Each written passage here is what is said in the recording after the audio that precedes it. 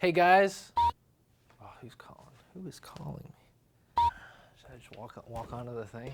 Should I be like, hey guys, welcome to day one of our percussion classes this week. We are excited to be with you. My name is Chris Hoffer and I am from the music department at THQ.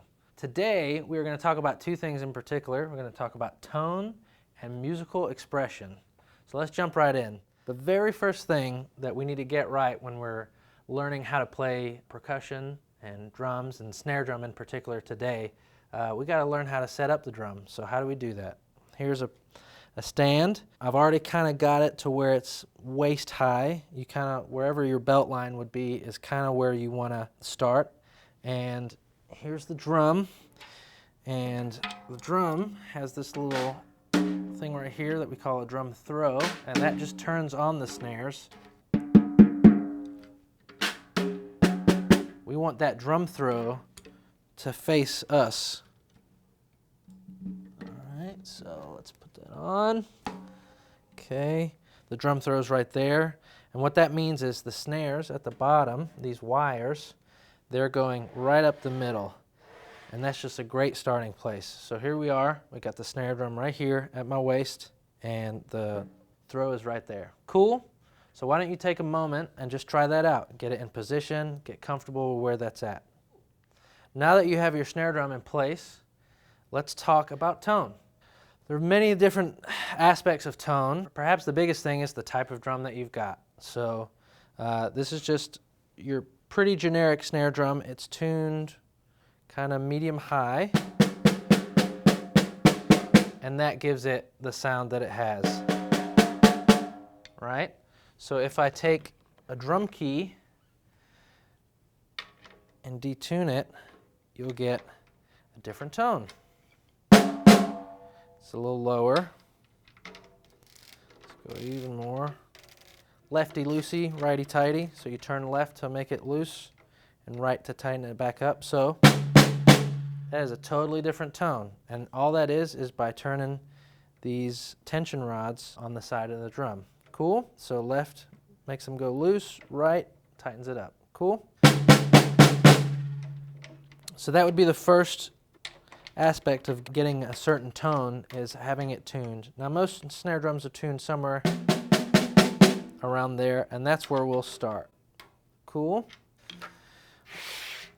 And the next thing would be the surface area where you're playing on the drum. So usually you want to play somewhere around the middle, but as you go further out and closer to the rim, which is the outside edge of the drum, it's usually a little quieter, and as you get closer to the center, it gets a little louder and the sound changes.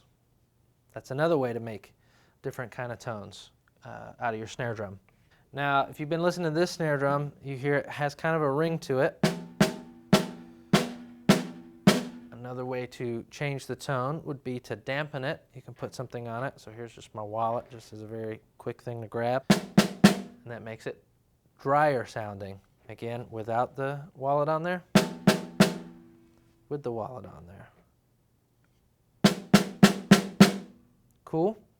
So even before I begin playing the snare drum, these are all things I try to consider right before the get-go. How does the snare drum sound? Is it placed accurately where I need it? Once I get to that point, which I think that's a good point right there, a good starting point. Once I get to that point, then we can begin playing. For basic beginners, if you don't know, let's just talk a little bit about technique. It's drumsticks, obviously. Where you want to grab it is called a fulcrum. And if, like me, you're using Vic Firth sticks, I like to use this little flag on there as a starting place. If you don't know about Vic Firth, you should definitely check them out. They have great educational resources and lots of different sticks and videos and awesome stuff. So you should definitely check out their website. So for me, somewhere just below the halfway point, maybe, I don't know, a couple inches below that, you put your thumb, and then you wrap your index finger around to grab it kind of like that, and that is what is called a fulcrum. Cool? Why don't you try that out? Grab your sticks, do that, And then, once you got that kind of comfortable, you wrap the other fingers around it. Like so. Cool? Now, do that with both hands, and eventually we'll get to this starting position, which I like to think of as a upside down V. So for your perspective, that's how it looks. For me, staring down at the drum, it looks either like a mountain or a triangle or upside down V. And you want to kind of start somewhere in the center of the drum, like this. All right? So again, fulcrum, wrap your fingers around, and your hands like this. Now, a lot of times you'll see people doing weird stuff like this with their elbows. The quickest way to kind of get into a good playing position is I start my hands down by my sides, and then just raise your hand as if you're about to shake somebody's hand. So like that, and then like that. Cool? So start like that, and then pick up your sticks. Now try that with your sticks. Raise it, and then you get your hands into that triangle, V, or mountain position, whatever you want to call it. Wrists are down, the top of your hand is up as a good starting place. All right, try that, get comfortable with that, and we'll move on. Now that we've got a good grasp on technique and where we need to be standing, now let's get to where we're hitting the drum. Again, at the beginning, I talked about placement on the drum as far as close to the edge, that kind of sound, as opposed to the center. Another thing to keep in mind related to tone is the volume. As you hit the drum harder or softer, that's going to change the tone just a little bit. And a lot of that is related to stick height. Just a general stroke of the wrist is where you want to be. I'm not moving my hands, I'm not moving my whole arms like that. It's just really a wrist motion. But the height of the stick will affect the tone. So if I play really soft and keep that stick height down, and then it gets louder as I raise the height of the stick. All right. Another thing to think about for tone is what kind of stick you're using. So this is just a standard snare drum stick. You can use it with drum set or anything kind of like that. Sometimes, depending on what kind of circumstance, you may use different types of sticks. These are, some people call them roots or blast sticks, but they're just a bunch of little sticks put together, and they kind of get a unique sound. That will also change the tone. So depending on what type of stick you're using, that kind of changes the tone too. All right, and then another one would be brushes, and that is going to be a much bigger difference in sound.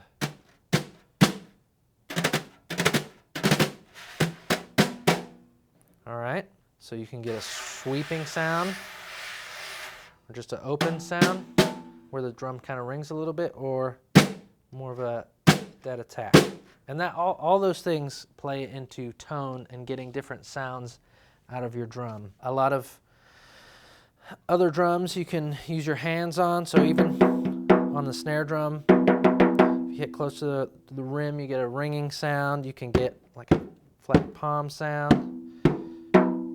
Again, just many different options for tone, just on a snare drum, let alone all the other percussion instruments. So we've talked about technique, we've talked about setting up the snare drum as a starting place. We've talked about all the different sounds you can get. Again, let me just run through those one more time with you. You can get the best starting place is at the center. You can get quieter sounds towards the edge of the drum. You can get different sounds by using different sticks. Another thing is called a rim shot. There are a couple different ways to do that. The first one I'm going to talk about would be just hitting the rim and the surface of the drum at the same time. I'm going to try and do it quietly so it isn't crazy loud. That's a rim shot. It's just a little beefier of a sound. It's a lot louder, a little more aggressive sound. Another way to do that is you can do a stick to stick, and that's another way to get a kind of a rim shot sound without actually hitting the rim.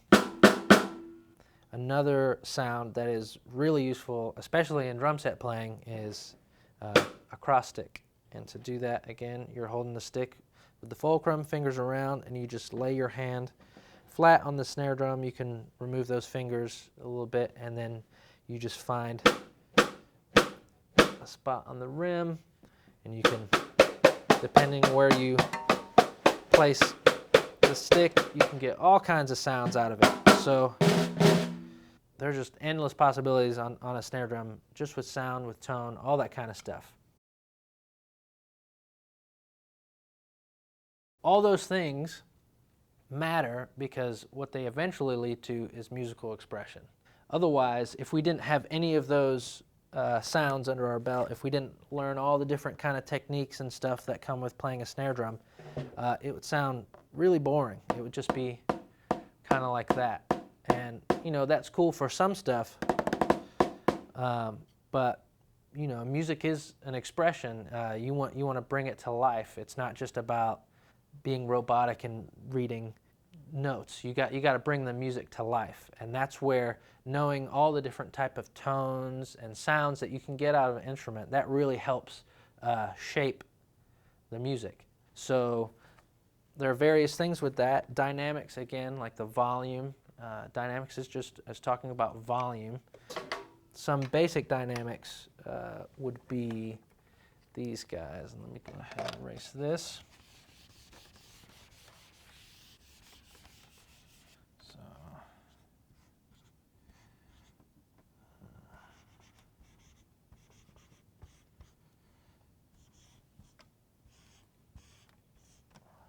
All right, these are called dynamics. Now, this week we're going to be working on an etude, which is just a fancy word for a short piece of music, and that is going to use a lot of dynamics. That's, again, one of the simplest ways to get musical expression on a snare drum. So these are all the different types of dynamics, and all they are different levels. So really, really quiet is this guy, the two P's, pianissimo. And then you have piano, which is just a little bit louder than really, really quiet. Then you've got mezzo piano, which is medium quiet. And then you've got mezzo forte, which is medium loud. Mezzo forte is probably the starting place that we all would think of. That's just kind of the normal, when I pick up a drumstick and I hit the snare drum, that's probably mezzo forte. Then after that you go to forte, which is loud, and then the two F's, fortissimo, that's really, really loud. And these are so important in bringing music to life because, again, if we just play at the same volume, it might sound cool at first, but then, you know, if you have to listen to 2 minutes of talking where someone's just talking like this, like this, like this, which I'm probably doing, so my apologies. But even in communication, when we're talking, there are moments where you get louder, you talk softer, and it's the same with music. Music is a different form of language. It's a way to communicate. And so you think of it the same way. You don't want it all to be one volume. There's got to be a little bit of contrast, a little bit of difference. So again, really, really quiet all the way up to really, really loud. Cool? So today, again, just to wrap up, we talked about tone, technique, setting up the drum, all the different playing sounds, dynamics, the different type of rim shots, all those things. Those are really crucial into getting all kinds of tones, and then leading into why tones matter is for the musical expression. So why don't you try all those things out? Yeah, enjoy.